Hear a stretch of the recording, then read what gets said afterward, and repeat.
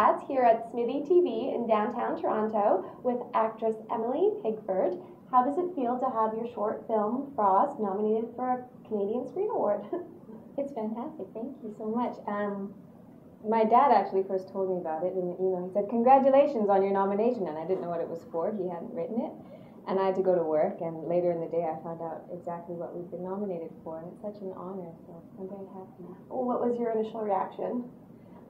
My boyfriend explained to me what they were, the Canadian Screen Awards, and that I watched some clips about it and the press conference and everything, and I love the idea behind it, that they're hoping that this will eventually gain the recognition, the popularity, the respect, say, of the Golden Globes in the States, so that will be Canada's equivalent in combining the Genies and the Gemini. So I think it's a fantastic idea, and it's so nice to be a part of its first year in Canada. Absolutely. And when we last spoke, the film was being screened at the Toronto International Film Festival, and since then was screened at so many different festivals. What has it been like seeing it go so far?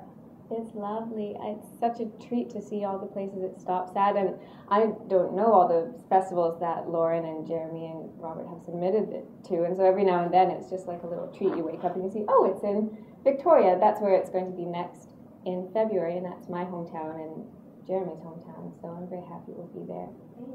And when you first read the script, what was it that really stood out for you? What drew you to it? I like the whole thing right away. Okay, what specifically? What caught my attention first off, I think, was that there was no dialogue in the actual piece. There's the monologue over top, and I like that she strikes out on her own and goes on this epic journey and makes a rare discovery, and that's in everyone's heart. I think they dream of just hopping on a plane or picking up your stuff and going somewhere, or leaving your stuff and going somewhere, and I was excited about the chance to play someone that goes on this journey and to find that discovery as well, and also fight a robot. That made me happy.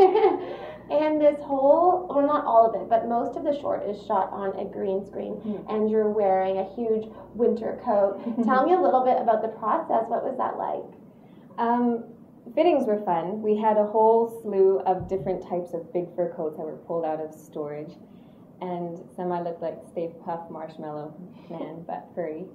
And the warehouse that we were in, it was big and cold, but I was always nice and cozy. We actually had to have a fan in because we got so hot.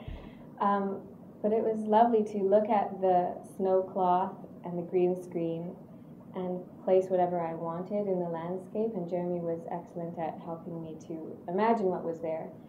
And since I've come from a theater background, and even more closely to doing Frost, I was doing a lot of dance theater, physical theater performances, so lots of silent storytelling and not having any actual environment around you. That's the environment that's in your mind, so it was nice to use my imagination in that way, and then to see on the screen later what they built. Absolutely. It was fun. And tell me a little bit more about the process. What type of direction did Jeremy give you, and how did you work to achieve the great performance that you did? Thank you. Jeremy's very subtle. It's wonderful. He just let me do my thing. We'd look over it in the morning, and I'd see what the setup was for the day, and he'd say, okay, so you're picturing this, or imagine this, and very simple. And I tried that a few times, and he'd say, try it like this. So it was lovely to just to have the freedom to play and to take my time, and sometimes I'd have to take a few goes at it, but it didn't feel like interference at all. It was just very gentle, very supportive. Yeah. And you're also on the new series, Hemlock Grove. Tell me a little bit about your character on that. Very different from this one.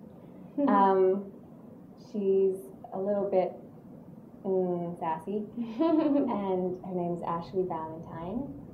The series comes out on Netflix April 16th, and the series has that suspenseful undertone as well that Frost has, but they up the scariness a little bit with Hemlock Grove. That was a lot of fun to do as well. Wonderful people. I love the story. It's based on a novel, so I read the novel first, and then of course they have the freedom to expand with the series. So it's 13 episodes, each an hour long, and you can get them all at once on Netflix. So I'm going to have a movie marathon and just not leave the house. And where is the best place to find out more information on you and Frost online? Frost has an amazing Facebook page, and also if you go to the CFC page, you can find some more information through there. Perfect. Thank you so much, Emily. It was lovely speaking with you again, and best of luck at the CSAs. Thank you so much. Thank you. I'm Katie Uhlmann reporting for Katie Chats here at SMITHEE TV in downtown Toronto.